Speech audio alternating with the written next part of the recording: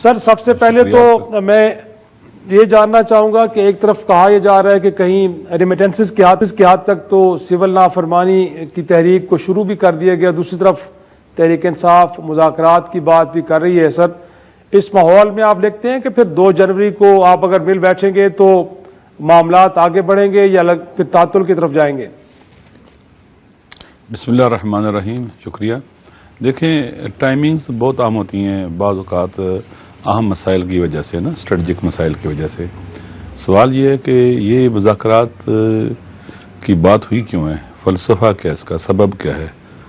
तो मेरे ख्याल में पाकिस्तान जहाँ चला गया है, सियासी बहरान है, माशी बहरान है, समाजी बहरान है, अमन अमान का बहरान है, दुनिया के तेज़ी से बदलते हुए तहव्वुलात में और रीजन के अंदर पाकिस्तान इररेलेवेंट है। पाकिस्तान के अवाम का एतमाद अपने सिस्टम के ऊपर से अक्सरियत का उठ चुका हुआ है। लोगों में यअस और नाउमीदी फैल रही है जो इंतहाई ख़तरनाक है। अगर कोई सिस्टम अवाम की एतमाद खो बैठे, लोग मायूस और नाउमीद हो रहे हों तो वो नहीं बर्दाश्त कर सकता। जो प्रेशर है इस वक्त पाकिस्तान के रवाबत रिलेशन अपने हमसाया ममालिक के साथ देखें, उसके अंदर कोई मुनासिब नहीं है। बिलाखिर पहले हमारा जो वेस्टर्न ईस्टर्न बार्डर होता था वो मुश्किलात का शिकार होता था, अभी वेस्टर्न बार्डर भी सख्त मुश्किलात का शिकार है। और इससे पहले एहतजाजात के हवाले से आपने देख लिया कि सारा कुछ करने के बावजूद फिर 26 नवंबर को जो किया गया, लोगों को गोलियां मारी गई हैं, लोग शहीद हुए हैं, ज़ख्मी हुए हैं, अंधेरा करके मारा गया। सिस्टम का क्या कहते हैं कि पेशेंस और सब्र बहुत ख़त्म हो चुका हुआ है। एक रात के लिए भी लोगों को, अपने लोगों को, पाकिस्तानियों को बर्दाश्त नहीं कर सके ये लोग। और पुरअमन एहतजाज करने वालों को, जिन्होंने मिलियो एरिया के अंदर ना किसी दुकान को आग लगाई, ना किसी मेट्रो स्टेशन को कुछ किया, और उन्हें फिर उन्होंने मार दिया, गोलियाँ चलाना शुरू कर दी, फिर कहते हैं भाग गए। तो मेरे ख्याल में मेरे ख्याल में सिस्टम वहाँ, मेरे ख्याल में लिहाजा इमरान खान साहब ने हुब्बुल-वतनी का सबूत दिया और उन्होंने मुज़ाकरात के लिए पहले कमेटी बना दी कि भाई मुज़ाकरात करें और मुल्क को इस दलदल से निकालें। और इसके हवाले से पहली मीटिंग होगी, इसमें हमने उन्हें कहा था कि हमारी मुलाकात इमरान खान साहब के साथ रखवाएं, और वो हो गई। और हुकूमत को कुछ गुड जेस्चर दिखाना चाहिए। देखें, इन हालात से निकलने के लिए पहले हालात की संगीनी को अगर नहीं समझेंगे, मुश्किलात को नहीं समझेंगे, पाकिस्तान के सर पर मंडलाते हुए खतरात को नहीं समझेंगे और सब के गुड होता रहेगा तो फिर चीजें खराब हो जाएंगी, बदतर हो जाएंगी। ये बहुत तो एक नए मिसाक की बात कर रहे हैं राजा साहब, वो तो कह रहे हैं कि नया मिसाक किया जाए, मिल बैठे। मैं अर्ज करता हूं, क्या इमरान खान साहब इस बात पर राजी हैं कि वो नवाज शरीफ और आसिफ जरदारी साहब के साथ बैठेंगे? अर्ज करता हूं, मैं बात अपनी खत्म कर लूं। देखें, पहली लिहाजा इन मंडलाते हुए खतरात को देखना चाहिए, पाकिस्तान को बचाना है। लिहाजा इमरान खान साहब ने हुब्बुल-वतनी का सबूत दिया, इस अवेल करना चाहिए इस फुर्सत को, इस अपॉर्चुनिटी को। और इसके लिए फिर हुकूमत को गुड जेस्चर भी दिखाना चाहिए। जो लोग उन्होंने पकड़े हुए हैं, जेलों में डाले हुए हैं बेवजह, कई जवान है, यंग बच्चे हमारी कौम का सरमाया है, बाज़ बुजुर्ग हैं, बूढ़े हैं, डॉक्टर यास्मीन राशिद और इसी तरह से सेनेटर तारक चौधरी साहब बुजुर्ग है। ये दहशतगर्द नहीं है। बाज़ औक़ात इंसान ऐसे इक़दाम करता है कि लफ्ज़ अपने मफ़ाहिम खो बैठते हैं। अब जब ये लोग दहशतगर्द हैं तो फिर एहसानुल्लाह एहसान दहशतगर्द नहीं है, उसके साथ बैठाएंगे आप इनको। तो इसलिए जरूरी है कि इसका मतलब है कि जो 2 जनवरी को राउंड होने जा रहा है राजा साहब, मैं ये समझूं कि जो 2 जनवरी को आपका सेकंड राउंड होगा उसमें ये मुतालबा रखा जाएगा, या आप समझते हैं कि उससे पहले कारकुनों की रिहाई होगी तो फिर माहौल बनेगा मुज़ाकरात का? देखे इनको बनाना चाहिए, माहौल हुकूमत को बनाना चाहिए। अब बस मिसाल के तौर पर जनाब सेनेटर तारक चौधरी साहब है, उनको प्रोटेक्शन ऑर्डर जारी कर दें, वो आए सेनेट के इजलास में आए बैठे, उनका हक है ये। बहरहाल हुकूमत को गुड जेस्चर दिखाना पड़ेगा ताकि लोगों का एतमाद पैदा हो, लोगों की उम्मीद बंधे लोगों को। जब आपके साथ पब्लिक ओपिनियन नहीं होगा, राय आमा नहीं होगी, तो आप जो बड़े बड़े काम करें उनका कोई असर नहीं होता, कामयाब नहीं होते वो। इसलिए अवाम को भी थोड़ा सा क्या उसे कहते हैं कि उनको हील करने की जरूरत है। नफ्सियाती प्रेशर है, परेशान है लोग, लिहाजा इसके लिए अच्छे मैसेज जाने चाहिए। जहां तक ताल्लुक है 2 नवंबर का, मेरे ख्याल में वहां पर जब बातचीत करेंगे, देखें बातचीत के लिए सब्र चाहिए, पेशेंस चाहिए, हुकूमत को खुले दिल का मुजाहरा करना चाहिए, शर सद्र का मुजाहरा करना चाहिए। और इंशाअल्लाह अगर वाकई अच्छी विल हुई, इंटेंशन हुई, बिल्कुल सही है। लेकिन जो आप कह रहे हैं कि कारकुनों की रिहाई होगी तो माहौल अच्छा बनेगा, गुड जेस्चर एक होगा गवर्नमेंट के एंड पे, वो कह रहे हैं कि पीटीआई के एंड पे भी गुड जेस्चर होना चाहिए कि 9 मई को इस मुल्क की दफाई तनसीबात पे हमला हुआ तो उस पर माफी मांग ले, सॉरी कर लें, ताकि एक अच्छा माहौल बन जाएगा। इसके लिए कि जुडिशल कमीशन बना दें, दूध का दूध पानी का पानी हो जाए। इससे पहले भी अलबत्ता पीटीआई के जो चेयरमैन इमरान खान साहब है उसको कंडेम कर चुके हैं। वो तो जेल में थे, पकड़ा हुआ था, इनके पास अंडर कस्टडी थे। उन्होंने सुप्रीम कोर्ट में भी कहा था कि गलत हुआ है। उन्होंने ये भी कहा कि अगर मेरी पार्टी का बंदा कोई वहां दाखिल हुआ है या हम उसको सजा दें अगर कोई गया तो, इसलिए ये गलत काम किया तो ये कह चुके हैं ना, ये एक बहाना है। देखें मेरी बात सुने, 9 मई के हवाले से अगर जुडिशल कमीशन बन जाए तो क्या हर्ज है इसमें? पाकिस्तान के जज बैठेंगे, दूध का दूध पानी हो जाएगा, लोगों को पता चलेगा क्या हुआ है।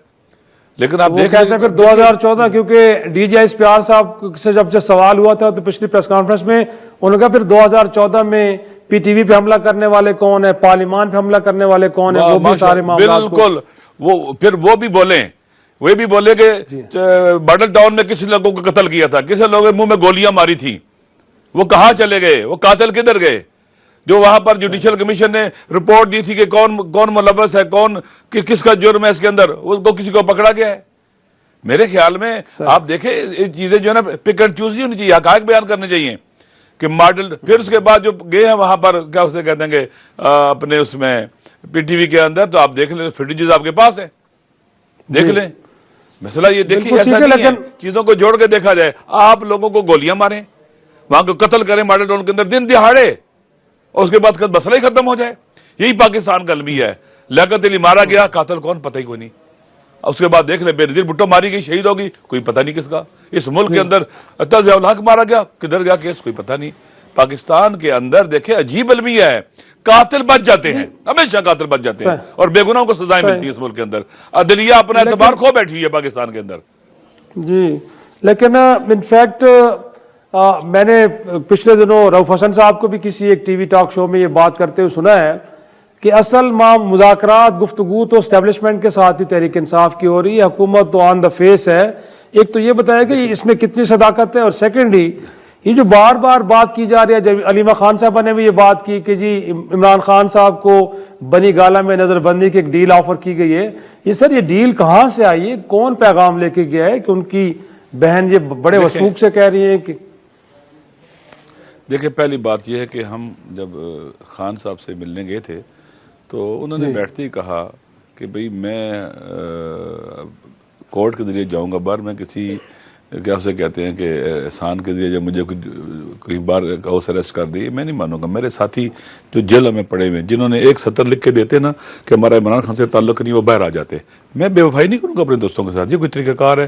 पहली बात यह है कि उन्होंने कहा कि ऐसा जो है सिलसिला नहीं होगा, तो उनको पता चला होगा, कहीं से पता चला होगा। जहाँ तक ताल्लुक है, आपने कहा कि क्या बैकडोर चैनल से कहीं बात हो रही है या एस्टेब्लिशमेंट का इसमें क्या नक्श रोल है, तो देखें पाकिस्तान के अंदर तारीख पाकिस्तान की गवाह है। और जो जब से रजीम चेंज एपिसोड है, बाजवा साहब की दखालत है, बाकियों की भी दखालत, सारी चीजें मौजूद है ना, तो लिहाजा इस वक्त मुल्क जिस दलदल में चला गया निकालने के लिए सबको अपना रोल प्ले करना पड़ेगा, सबको अपनी जिम्मेदारी निभानी पड़ेगी।